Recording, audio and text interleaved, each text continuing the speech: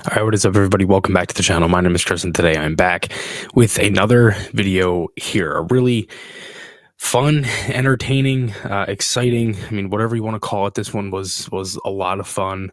Flyers with a 3-2 win over the Calgary Flames here on Ed Snyder Legacy Day, and um, last game that I mentioned, and there was a tweet from Charlie O'Connor saying that that was kind of like an old Flyers loss, and it 100% was. I was thinking that the same way, like the way that the shootout went and everything, and today felt like an old Flyers win, honestly. From the fights, the shorthanded goal, getting behind twice, coming back, you score a power play goal after you blow a ton of power play opportunities finally, and yeah, just exciting. I mean, the building was packed. It was good to see, and from on Ed Snyder's birthday and the legacy game and honoring him, I think the Flyers, first of all, that alone was awesome. The video that they did, the patch that they gave out, the patch that every player had on their jersey, um, that was awesome. I think it was a really good touch, and it just shows how much the new era of management, from Jonesy to Briere to Dan Hilferty to everybody, that they understand it now, and it's not forgotten anymore. And most of you remember that there was a game a couple years ago, January 6th. Flyers lost 6-2 to the Penguins. We got down 3-0. No honorage of Ed Snyder, no happy birthday, no nothing. And it was something that really affected, the fan base. And that was also in the year of misspelling players' names and like so many bad things that happened in 21-22. So many bad things. And look, I don't even have to really explain them to you. I think you know from watching, and it's kind of self-explanatory that this team had to get back to that, and I think they did. I think with the off ice stuff, the hockey ops, the business side of things, I think that's definitely changed it. And just little things like today, and the touches that they did, and all the little things to help build that culture and have that identity back, and bringing that back, I think is huge. And um, I think somewhere, Ed Snyder is smiling from the way that today went, and not just for him, but more so for the the game alone. I mean, like the game was great. I mean, the Flyers obviously, first of all, they get a win, and not even just because today was the Ed Snyder day, day for him. They needed this win. I mean, they were 1-3-3 in their last 7. They were really struggling. They were on a 4-game skid. He kind of blew one the other night against Columbus. This was a really good win to get. And again, the first 2 games of this the 4-game homestand here, to get 3 out of a possible 4 points is pretty good. Now you got Pittsburgh and Montreal; those are 2 winnable games, Monday and Wednesday. So we shall see. But today was a really good game. Let's get into this one. So lines in this one for the Flyers: Farabee, Couturier, Konechny, Tippett, Lawton, and Atkinson, Forrester, Frost, and Brink, Delorier, Paling, and Hathaway, York, Sanheim, Sealer, Walker, Zamula, Ristolainen. Carter Hart was in net today. He was very good in this one. Flyers had a ton of shots on goal. I believe, and correct me if I'm wrong, and obviously we'll have to get some confirmation at some point, but Flyers with 42 shots on net today. I believe that's their second most on the season. I know their first most was or the leading one is November 30th against New Jersey. They had 47 shots on net that game. So that was obviously really, good to see, because they had a ton of offensive chances, and they generated a ton. I mean, they had 23 shots 24 shots in the second period. They added one in the second period. Obviously had a ton of power plays as well. Flyers went 1 for 6 on the power play. And that was another thing. Like, yeah, look, they did get a power play goal, but they really did a good job, I thought, today of moving the puck on the power play and generating chances. They just couldn't score. And that's the thing, right? That's what it's been. They've got a lot of momentum. They've gotten a lot of chances, and they haven't scored. So it was good to see them get one. Obviously Couturier, who I thought had a really good game today. Obviously Konechny was good. I thought most guys played well. Brink and Delorier did get benched. We'll talk about that in a little bit.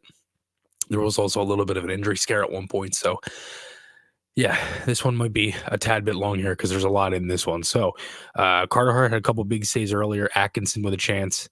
I mean, for Atkinson and Frost to come back in, and I'll break down both their games here in a little bit. But for Atkinson, who had like a ton of chances to score in this one, he doesn't get any. Konechny has a chance in the slot, but it gets blocked. Flames get a power play. It was a trip on Hathaway. It was a blatant call. He kind of had to call that one. Konechny and Lawton at a 2-on-1. They missed that one. Second unit had a couple chances for the Flames. Coleman had a chance in tight. Went under Hart's pad through the crease and then off the other side of the net, off the post wide. Frost had a chance. Couldn't get the shot off. Flames get another power play. It was a trip on Walker in the offensive zone. Good kill. Fires in another shorthanded chance. Almost scored that one. And then they get a power play. Again, they move the puck a ton.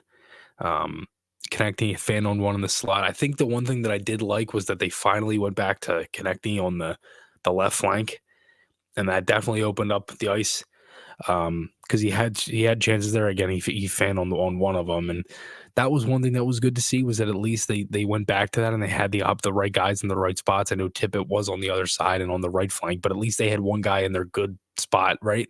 Because that's what I've been screaming for weeks now, is put the guys in the right spots on the flank, and you'll be able to get chances that way. Then they get another one of basically back-to-back power plays, too many men. They had good movement. This one would carry over into the second period. They had a chance in the slot from Konechny. They also had a post on the first power play in the second in the first power play in the end of the first period there. So they had a ton of chances in those two power plays. They couldn't get anything going. Huberdeau would score. He's obviously struggled.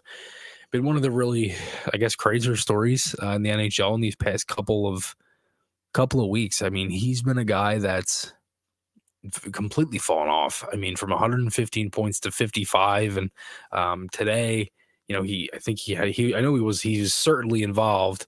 It was Huberdeau, because he was involved. Obviously, he scored, and Konechny shoved him down after. That's what I loved about Konechny today, was that he was just so good, like all over the ice and everything. I mean, he had 18 points going into this one. I don't believe HockeyDB updated it yet, but I mean, certainly not the best stuff from Huberdeau, because he's been a guy that obviously is an incredible talent, right? I mean, he's a really good player. He just hasn't really worked it out in Calgary, and I really don't know if that's, how long can you really say that that's like a change of scenery thing? Like, he's got to get used to it. Like, it's been like a year and a half now. Like, you kind of got to get over that and kind of start playing, and he hasn't. So that it was, at least for Flames fans, it's good to see him score. But for Flyers fans, also good to see this guy score. Morgan Frost, 1-1. First of all, he gives towards the absolute middle finger, and I think it's great because Frost, who had 2 points today, he gets an assist on the Coots goal, which I believe was a primary. I don't know if they will change that, because it did deflect, but I don't know if they will take that one back. It is credited as a primary right now, so we'll see if that changes, because I honestly thought it hit Konechny in the slot, but I could be dead wrong.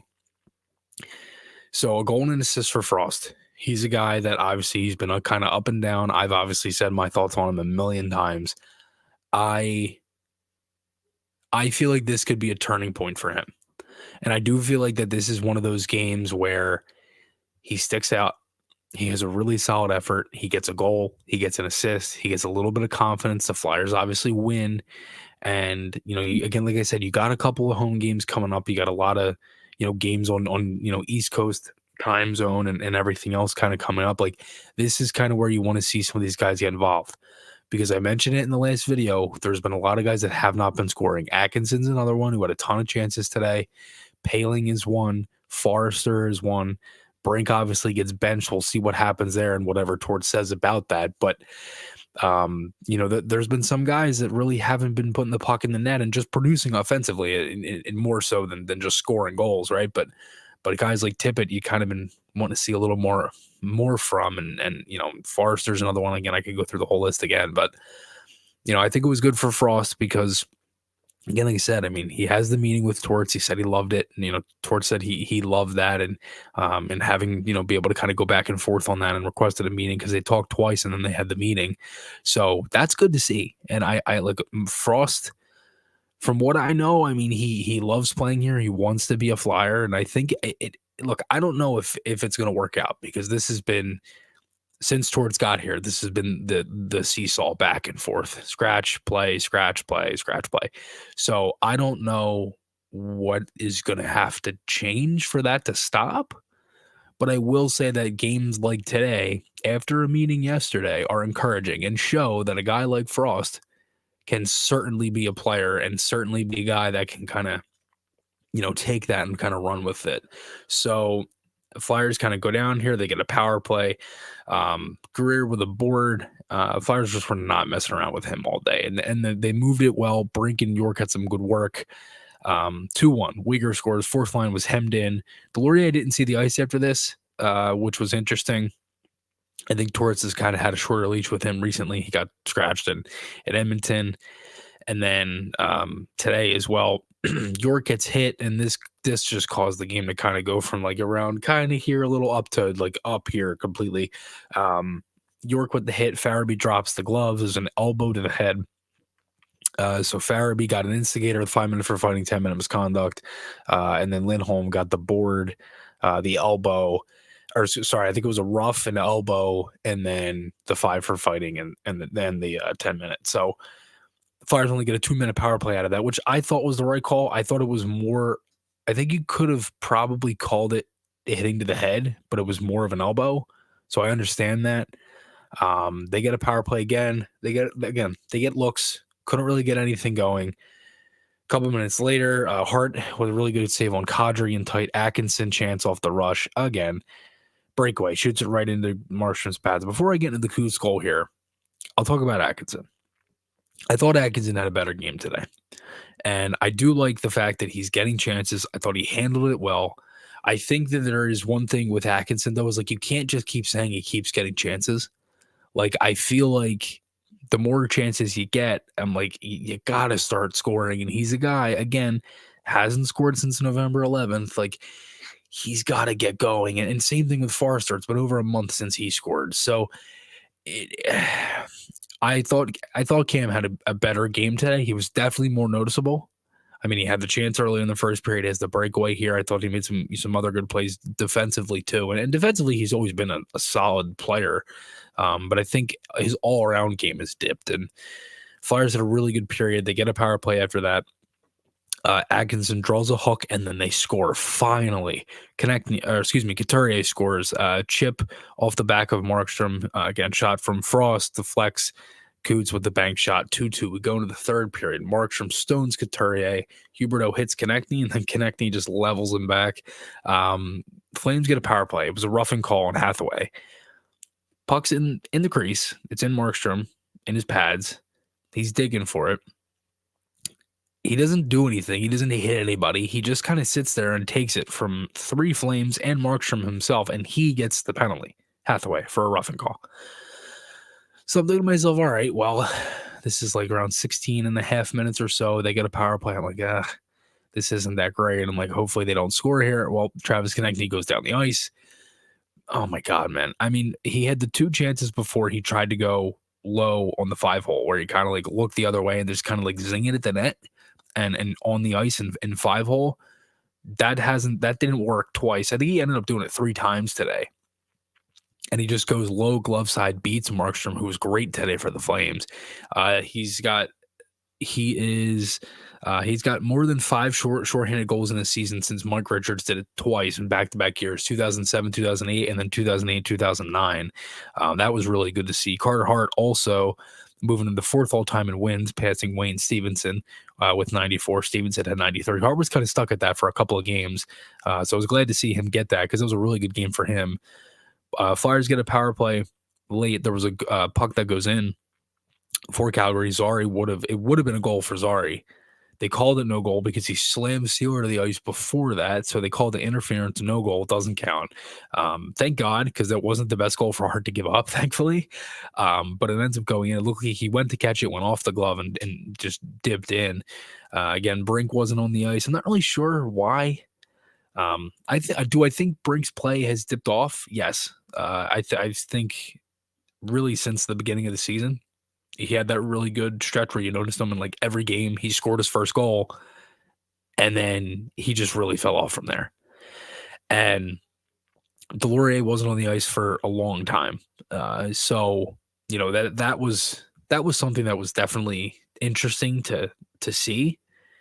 Because as for Delorier, who averages around like maybe, I think on the average of the season, he's around like 10 minutes or so in ice time. And Brink, he plays 9 minutes and 36 seconds. Delorier played 3 minutes and 36 seconds in this one. So it's certainly interesting to see. We'll have to see what Tord says about that. I think it's just a matter of like you making the mistake. You can't really get, they don't have any really room for error right now. I think you're seeing that because again, like I mentioned, guys aren't scoring. And you're kind of going into this mix of these past couple of games where like you've had to really fight to win some of these games. And today was a fighting win. I mean, today was a good, gutsy, back and forth. You get some big moments, big goals. That was a Flyers win. Like that was a win that this team embodied, right, for a long time. And I think it was good to see that, and especially on a day where you honor Ed Snider. So we'll see what happens coming up with the lineup and any other changes and stuff like that going into Pittsburgh, because again, they did win this game. But yeah, let me know your guys' thoughts below. Thank you to all everybody for all the support as always, for Maher Media and all the things that we do over at the company. Thanks everybody again. Hope you all have a good Saturday, and we'll talk to you guys all again soon. See you guys.